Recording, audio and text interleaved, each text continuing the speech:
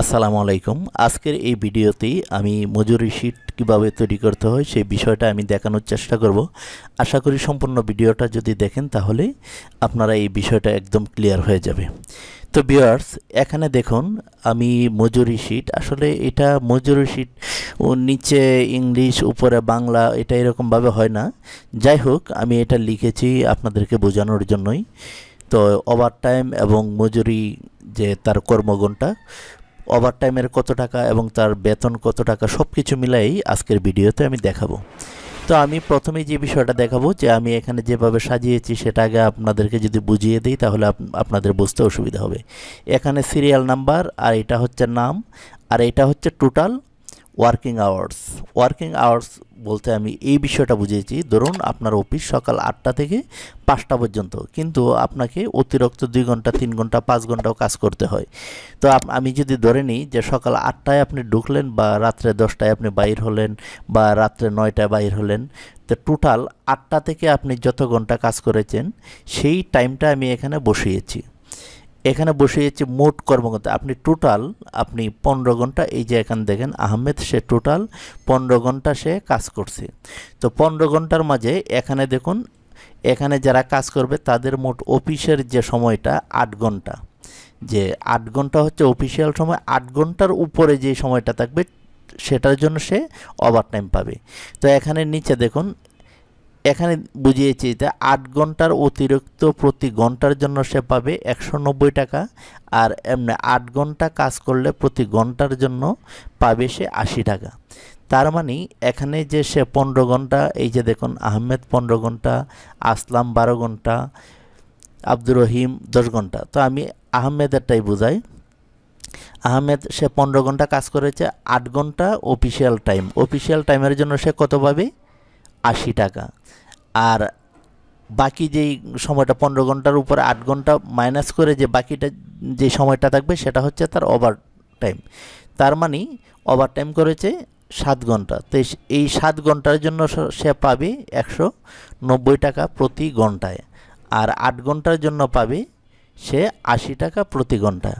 আচ্ছা, তারপর আমি যে কাজটা করেছি, এখানে দেখুন এই যে 8 ঘন্টা টোটালটা, আমি এটা 8 ঘন্টায় তার 80 টাকা ঘন্টায় আসছে এত টাকা, আর এটা হচ্ছে তার ওভারটাইম আসছে এত টাকা, টোটালটা মিলে আসছে এটা। তো এটা আমি কিভাবে ফরম্যাটটা করেছি সেটা আমি যদি একটু আপনাদেরকে দেখাই। তো আমি এটা লিখলে অনেকটা সময় নেবে, আমি চাচ্ছি ভিডিওটা একদম ছোটো করে দেখাতে। তো আমি সম্পূর্ণ এই যে এটা আমি এখান থেকে আমি কপি করে নিয়ে এইখানে আমি পেস্ট করে দেব, এই যে এখানে আমি পেস্ট করে দেব। যখন আমি এখানে পেস্ট করে দেব, এখানে এরকম আসবে, আমি এখানে ডাবল ক্লিক করে আমি একটু বড় করে দেব। আমি যদি হেডিংটা নিতে চাই তো এটা আমি নিয়ে যাচ্ছি। তো আমি কপি করে কেন নিচ্ছি সেটাও আমি বলছি, কারণ আমি এখানে ফর্মুলা ব্যবহার করেছি।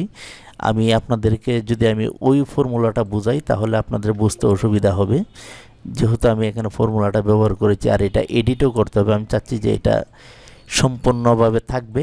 আমি নতুন একটি করে আমি আপনাদেরকে দেখাবো। তো এটা আমি একটু বোল্ড করে দিব, এটা সম্পূর্ণটা সিলেক্ট করে উপরে এখানে আমি 36 দিয়ে দিব, বা এটা আমি দিয়ে দেব, কালারটা একটু আমি চেঞ্জ করে নেব। আচ্ছা, তারপর আমি যে কাজটা করব, আমি এই যে এগুলো আমি কেটে দেব, কেটে দিয়ে এখান থেকে আরেকটা জিনিস আমি নিয়ে আসবো, এই যে এটা আমি নিয়ে আসবো, এটা কপি করে এখানে এনে আমি ছেড়ে দিব। এই যে দেখুন আমি ফরম্যাটটা তৈরি করেছি। তো এখানে হচ্ছে প্রথম 8 ঘন্টার জন্য সে পাবে কত? 80 টাকা, আবার অতিরিক্ত ওভারটাইমের জন্য পাবে 190 টাকা। এটা কিভাবে করেছি? তো প্রথমেই আমি এখানে একজন মানুষের প্রতিদিন সে অফিসে কাজ করবে 8 ঘন্টা, 8 ঘন্টার উপরে যে জয় ঘন্টায় সে কাজ করবে এটার জন্য সে 190 টাকা করে ওভারটাইম পাবে। তো এই যে দেখুন, আপনারা এইরকমভাবে এই ফরম্যাটটা এখানে দেখে দেখে আপনারা ফরম্যাটটা তৈরি করবেন, তারপর আপনারা প্র্যাকটিস করবেন। তারপর এখানে ওভারটাইমটা আমি কি করব, এখানে সমান সমান দেব, সমান সমান দিয়ে এই যে 15 ঘন্টা আছে এই 15 ঘন্টা থেকে আমি মাইনাস দেব 8 ঘন্টা। এই যে দেওয়ার পর এই যে দেখুন এখানে আমার অতিরিক্ত ঘন্টাটা চলে আসছে, একদম সহজ। তারপর আমি আবার এখানে সমান সমান দেব, সমান সমান দেওয়ার পর অফিস টাইমে সে কত পাবে, এই যে এটা আমি সিলেক্ট করে দেব, গুণন কত, শুধু 80 টাকার 190 টাকা হচ্ছে ওভারটাইম। তো আমি এখানে প্রথমে বের করব তার প্রথম 8 ঘন্টায় কত পাবে অফিস টাইমে। তো তার জন্য সে 80 টাকা ঘন্টা যদি পায়, আমি এই যে দিয়ে দিলাম এখানে, সে 600, এই যে দেখুন 640 টাকা ঘন্টা। মূলত বিভিন্ন ফ্যাক্টরি বা বিভিন্ন কোম্পানি বা বিভিন্ন প্রতিষ্ঠানের বিভিন্ন স্যালারির বিভিন্ন নিয়ম থাকে। তো আমি এই বিভিন্ন ধরনের স্যালারির ওভারটাইম কীভাবে কী করতে হয় এই পুতুল টিচ ইউটিউব চ্যানেলে আমি দিয়ে রেখেছি, আপনারা সেখানে দেখতে পারেন। বিভিন্নভাবে in time, out time, overtime, count করা, লাঞ্চ টাইম, সব কিছু সম্পর্কে ভিডিও আছে। ইভেন গ্রাফিক্স ডিজাইন, ফটোশপ সম্পর্কেও আছে, দেখতে পারেন। তো এখন আমরা এখানে বাহির করলাম 80 টাকা ঘন্টায়, সে 8 ঘন্টায় সে পাইছে 640 টাকা। এখন দেখবো ওভারটাইম। তো এখানে সমান সমান দেব, ওভারটাইমটাই যে সিলেক্ট করে দেব, দিয়ে আমি গুণন দেব কত 100, এই যে দেখুন 190 টাকা। তো আমি 190 দিয়ে আমি ইন্টারে ক্লিক করবো। এই যে দেখুন ওভারটাইম পাইছে সে 1330 টাকা। তারপর নিচ দিকে আমি এবার টেনে দেবো, সব কয়টাই চলে আসবে। এখানে কিন্তু 0 আসছে, কেন 0 আসছে এটাও আমি বলছি। তো আমি এখন সে মজুরি টোটাল সে কর্মঘণ্টার জন্য 8 ঘন্টার জন্য পাইছে 640, আর এইখানে ওভারটাইমের জন্য সে পাইছে 1330 টাকা। এটা আমি কাউন্ট করব।